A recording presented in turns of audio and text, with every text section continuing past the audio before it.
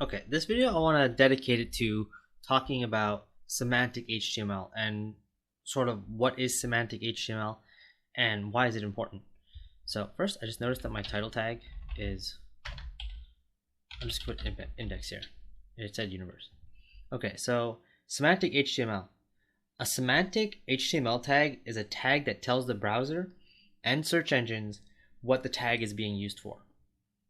So things like H1 tags,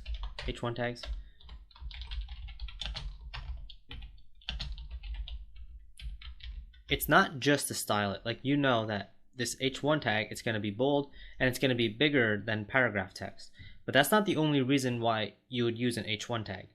Because if you think about it, you could easily make classes for H1s and H2s and so on and so forth. And actually, let me just show you that. First, let's do H1. Let's do it like this first.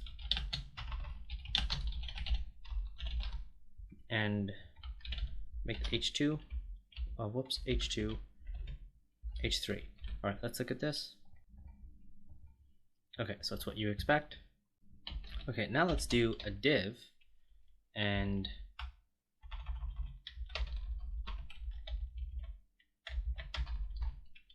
just do the same thing. Put 3 times. And let's make H1 classes. Let's do an H1 font size 44 pixels, and let's say font weight bold. Let's just do it like this. And one for H2, make it a bit smaller, 36. Another one for H3, just make it 28. H3. And now we'd be able to take these divs and add header classes to them. And it would look pretty similar. It would definitely be a similar effect. I mean, the H1s, you could usually customize them anyways. The H1, you usually change the font size, so it really ends up to the user, to what they see, it could be literally the exact same thing.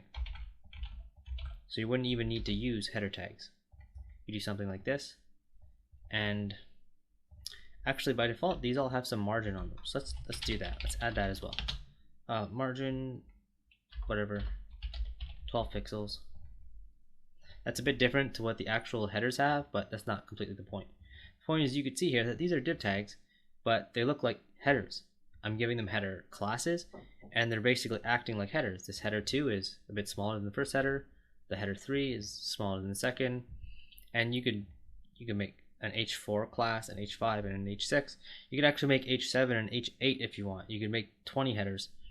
I don't know why you would need 20 headers, but with classes you could do whatever you want. The point is that you should never do something like this, because even though it may look the same, you could make them both look identical. But the point is that the H1s, when search engines are indexing your website and crawling it, it's looking at your HTML and it's trying to understand what it means. What is your web page about? How is it created? And it likes H1s. It likes H2s. It's actually, you could say that it's good for SEO, for search engine optimization, because you're telling the search engines, when you put an H1 here and you, like, whatever you put inside here, you're telling the search engine that that is really important text, so it could emphasize the text and maybe use those keywords inside your H1s to, you know, just put more weight on those keywords than you would in like a div tag or a paragraph tag or something. Okay, so that's a good way to spot a semantic HTML tag, is that if you could just recreate it really easily with just a CSS class, it's probably a semantic tag, and probably you have benefits using it more than just, you know, how the tag looks. Another example is a p tag. P tag, if you just did this, you could do a div, and let's do this, and these are basically going to look the same. These two things look the exact same, except the p tag has a semantic meaning to it. When the browser sees the p tag, they know it's a paragraph. So I can't claim to understand what search engines do with that information, but they do definitely use it, and there's a reason why semantic HTML tags exist. Okay, let's clean this up a little bit. Okay, let's actually make a p tag again. And there are some other semantic tags, like the strong tag, which are a little bit peculiar, because if you look at this, let's just do this. So the strong tag, it basically has one purpose. It just makes your text bold. And this was actually introduced in HTML5, but there has always been the bold tag, which if you see, whoops, is the B tag. My bad. I knew it wasn't the bold tag. So the B tag. So the B tag and the strong tag, you might say, do the exact same thing.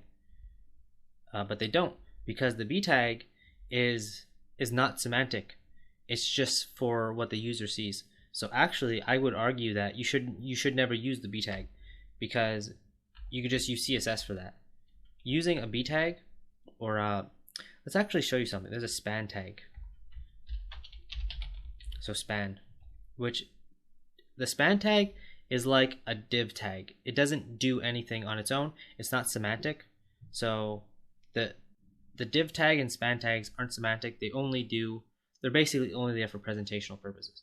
So you could do a class and just give it a B, and then make a B class and make the font weight bold.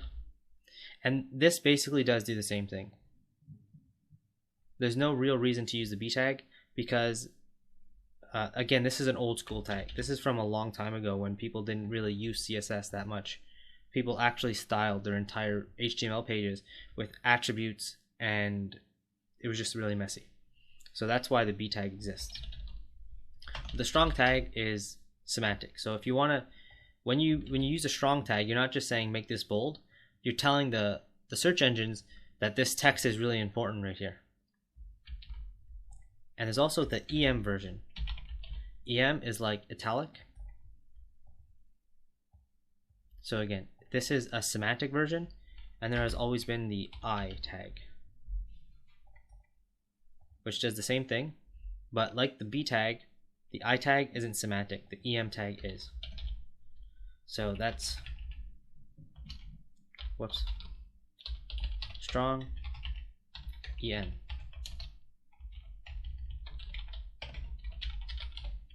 Semantic.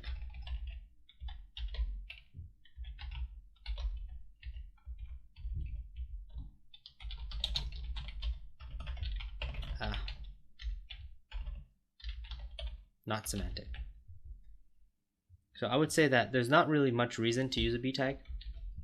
I mean, you still could do it just for presentational purposes. It's probably better than a span tag, but it really doesn't make that much of a difference. Okay, and before I end this video, I actually want to introduce you to a bunch of new tags. I thought this video was going to be short, but apparently not. It's going to go on for a bit longer.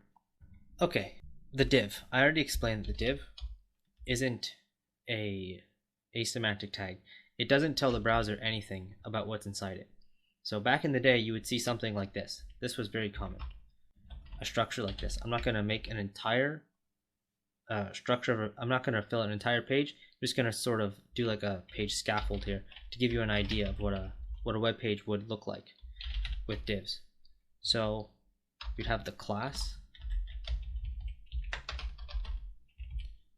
and this would have like a class of navbar, and then you'd also have another class with headers. Then you'd have a div with a class of article. Then inside you'd have another div, and all these divs would be used to create sections of the page. So you'd have an article, and inside the article you would have a title section, and you'd also have a date section. Then you might also have the content, so the actual content of your article, and then you might have a comment section. And these would all be put in div tags so you could style them differently and select them differently. So let's actually just copy this. And then at the bottom you might have a sidebar, and then, whoops, don't know what I just did. And then finally you would have a footer. And this is what like a structure of a page would look like. Everything would be in a main, then there'd be a nav bar, your headers, articles, and there could be like several articles. So you might have a container, another div, which contained all of your articles, and then inside that you would have 10 articles per page or whatever it is you were doing. So the div, if you look at this, these are all div tags, and the browser doesn't know what any of these things mean. So HTML5 added sort of like new div tags. They added several new div tags which are just for dividing things, but they all have semantic meaning to them. So there's a lot of them. There's the main. So all these tags that I'm going to explain right now are basically just div tags. They're just instead of writing div id main, just use the main tag. And then inside for your nav bar, there's a nav tag. And then for the headers, there is a header tag.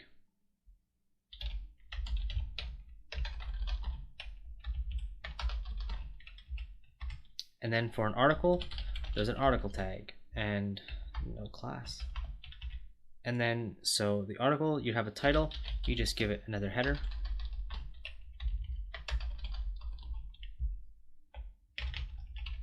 And then for the date, there is a time class, a time tag, I mean, and then a section.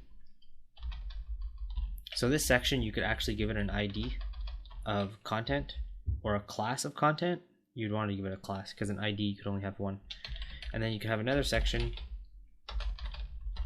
which would be your comments. So I could actually do that.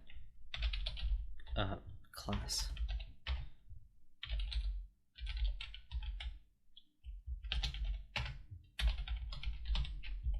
And then for your sidebar, there's an aside.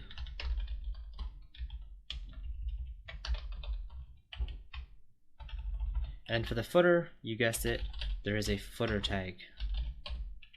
Just like that.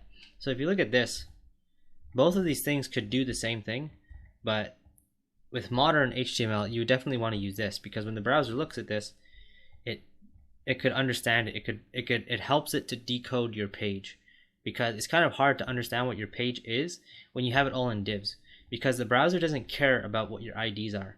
These IDs could be anything. It could be like a number for all it cares. It doesn't care about the ID or the class or your CSS. All it looks at is your text in your markup. So it looks at this. And this, it just helps it better understand your page. Okay, so with that, I'm going to end the video.